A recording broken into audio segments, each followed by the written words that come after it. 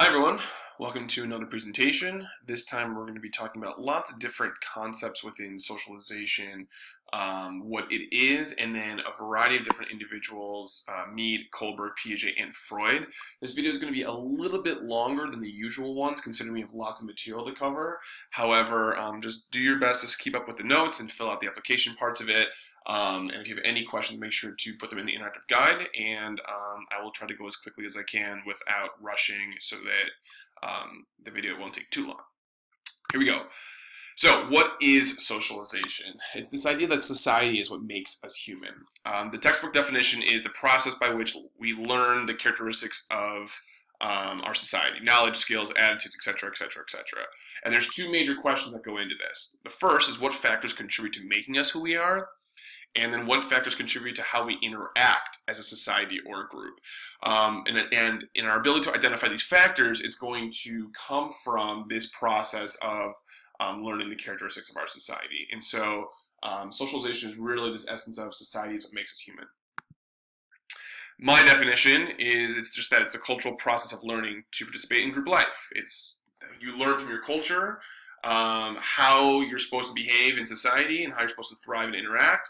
And it's anyone or anything that affects how we act, think, or feel. So that's in a pretty basic way of explaining it. The first stuff we're going to talk about is Mead, and he came up with this idea of the self. Mead said that the self is composed of two parts, the me and the I. The me and the I, if you are fond of English, you can tell that one is more passive and one is more active, and that's a great way to think about this. The me is a more passive way of saying something about yourself within a sentence structure, and this is the part of the self created through socialization. This is what is done to you by society. So you are a creation of what society does. And this is what can account for predictability and conformity because you're essentially behaving the way that society tells you to behave. On the other side, the I is more active, spontaneous, creative part of the self. This is more of what you yourself bring to the table. This is more unlearned, spontaneous things, and here's just an example of something that Mead said was a part of the I within the self. And so these two parts together, what you bring to the table already and what society then brings to the table for you is going to help establish your sense of self according to Mead.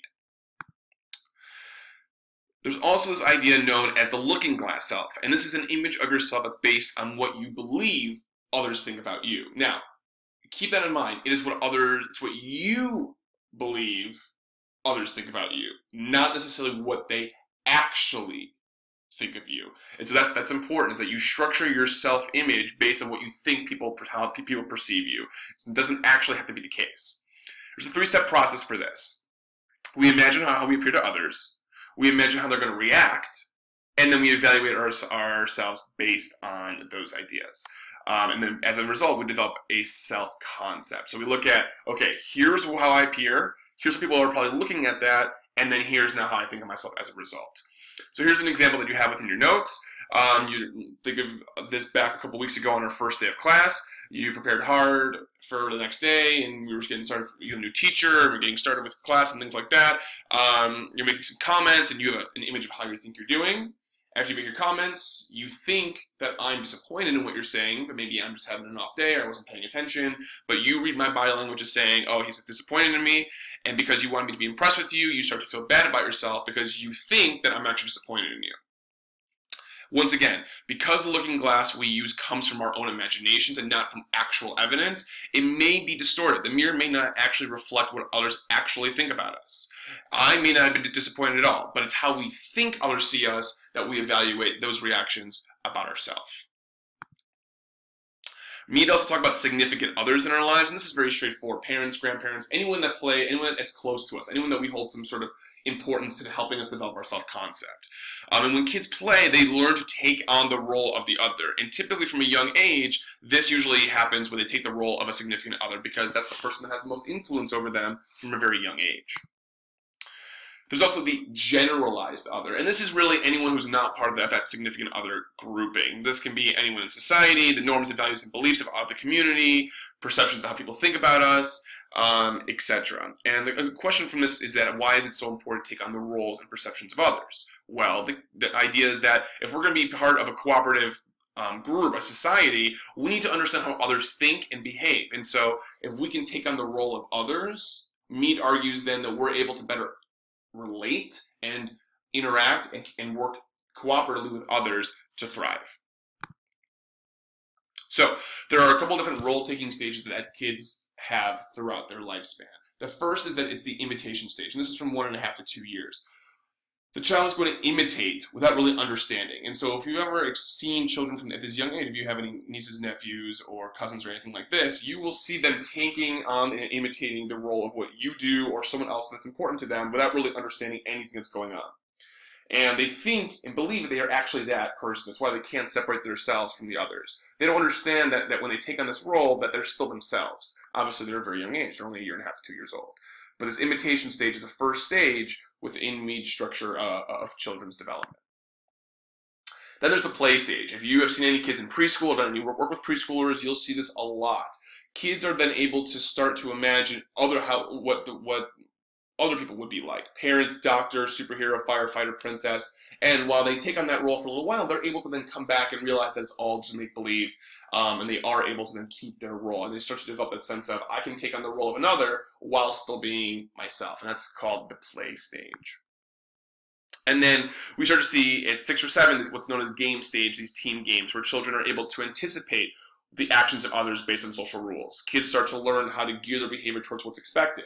They can take multiple roles. So for example, in a team sport like baseball, for example, they can play one position and know that what the other members of the team are going to be doing, 8 other people on the field. They know what their roles are, they know what's expected of them, and they know what's expected of the people out there. They have an understanding of what's about to happen. Now, let's say they go from one position to the next, they can take on different roles and take on different responsibilities as that team game is required. And that's obviously based on what the team game is. And so kids at 6 and 7 start to be able to take on this role taking, and this then allows them to be more cooperative, more functional members of a society, according to Mead. So, this is supposed to come later, so I'll come back to this for Piaget. Let's talk about Piaget. Piaget was a cognitive psychologist of children and came up with a natural process that explains how children can reason. The first stage is the sensory motor stage. So the word sensory is the key here. From birth to 2 years, babies are going to learn through the contact with their environment, through their senses. They don't understand their bodies are separate from it. They don't recognize cause and effect. Things like object permanence, where they can't understand that if you have an object and you hide it, they don't understand that it still exists. They'll look around and get all confused, but where did it go? Where did it go? By the time that they're at the end of the stage, they'll start to understand object permanence. But right now, all they're able to do is learn through their senses. That's why you see children at this age always putting things in their mouths. They're a lot like dogs in that way. They have to explore the things through their senses, like taste, touch, feel, smell, sight, all those things. The pre-operational stage is the next stage. This is where you see children starting to be able to use symbols. They can count, but they don't really understand what that means. They can't really take on the role of the other, according to Piaget, which is a little bit different from what Mead said, because of egocentrism, where they can only see it from their perspective. They can't see it from another's perspective. They really can't understand too many concrete or abstract concepts yet. They're really just starting to make sense of the world on their own versus looking at it through their senses. The next stage is 7 to 12 years, which is a concrete operational stage. Kids are starting to be able to reason a little bit, but still pretty concrete, not really abstract yet. They can understand numbers and speed and causation. They can understand the law of conservation, where you have the same volume of a liquid or the same volume or size of something, even if it changes shape. So if a beaker is really tall or a beaker is really wide, they can understand that the liquid content and the volume of it is still the same. They're able to take on the role of the other, so just a little bit later on here than Mead said. They participate in team games, again, just slightly later than what Mead said, but yet no abstract thinking quite yet. The last stage is formal operational, 12 and on. Abstract thinking, mathematical reasoning, creative expression, all of these things. They can really start to understand stuff, problem solve, etc. Before we get to Freud, let's come back to this application. I want you to take a moment, and I want you to explain how at each of these different 4 stages, how a child might explain or view Santa Claus. So pause your video and fill that out, please, if you would.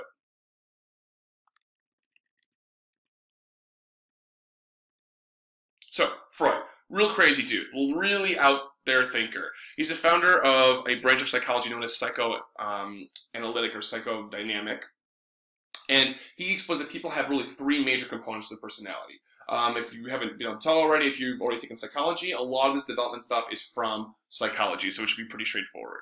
The first part of the personality is what's known as the id, and this is the selfish inborn drives that we're born with, that we seek for self-gratification. Newborns are going to cry because they're hungry or they're in pain. They want to stop being hungry and stop being in pain. It's all pleasure seeking. It's all about the me, all about what I want, all about finding things that I need. My basic needs need to be met. The superego is on the way other side of this, that it's more of your conscience, where you focus on others and the culture around us, upholding to norms and values, and it's our moral compass. And as you can tell, the id and the superego are really going to clash a lot, and it's going to become a problem. So what's the third part that's going to help balance the whole thing? So it's called the ego. A little bit different from our social understanding of what ego is, so don't confuse the two. So the ego's job is to balance the force between the id and the superego. When the id gets out of hand, we follow our desires for pleasure and we break social norms rather than working for the common good. And when the superego gets out of hand, we become overly rigid in following the norms. Think about moral holidays.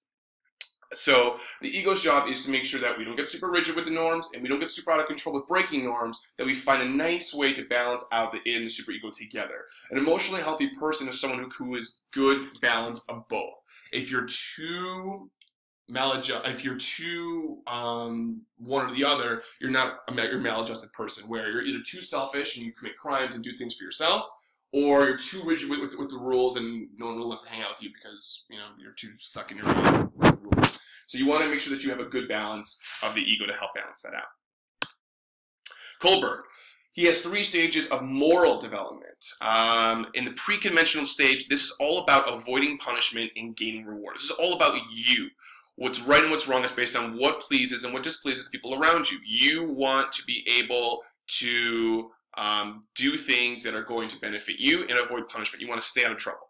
So an example is right here at the bottom, where Bort may tell on Rachel for cheating on the test, because if Professor Cohn finds out, he may punish the whole class. So Bort says, well, if I tell on her, then I won't get in trouble. I'll still be able to avoid a punishment if I tell on her for cheating on the test. Conventional is you start to focus your attention around not disappointing others and being more morally connected to norms and values that you've learned. You make your decisions based on what's socially acceptable. So Bort may tell on Rachel for cheating because it's wrong to cheat in society, but Scott may not because he knows it's not right to be a snitch. So you can see how that can work.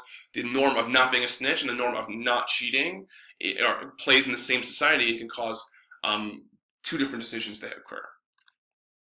Post-conventional, most people don't really ever get here. Most people sit in that conventional level or even pre-conventional level. This is where you're able to see what is the best for society overall, for the greater good of the world.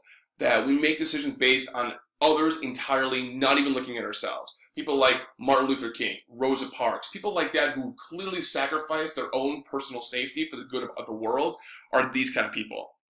So here's that example again that you can use to help explain why Bort may tell on Rachel for cheating. But the idea here is that most people really aren't going to get here because it's not in our nature to consider others. It's really our focus to only focus on ourselves. Carol Gilligan is our last piece of this. She's a woman who really rejected Kohlberg because Kohlberg really only focused on guys in his studies. And so Carol Gilligan said, well, you know what, Kohlberg, your situations and your experiences with all the men that you put into these tests really don't match mine. So she did her own study of boys and girls, and she did interviews. And what she said is that girls enter morality in terms of personal relationships, how their actions are going to affect others, while men are going to think of it more as abstract thinking, more like, if I do this, it's going to violate a code, or it's not going to violate a code, what's right or what's wrong, versus looking at relationships the way that women are going to look at relationships. So Carol Gilligan was really transformative in really broadening the work of Kohlberg to include women as well in his studies. So I know it's a lot of information. We'll go through some of this tomorrow. Feel free to go back through the video at any point if you need to fill in any information. Let me know if you have any questions by posting an interactive guide, and have a great evening. I'll see all of you tomorrow.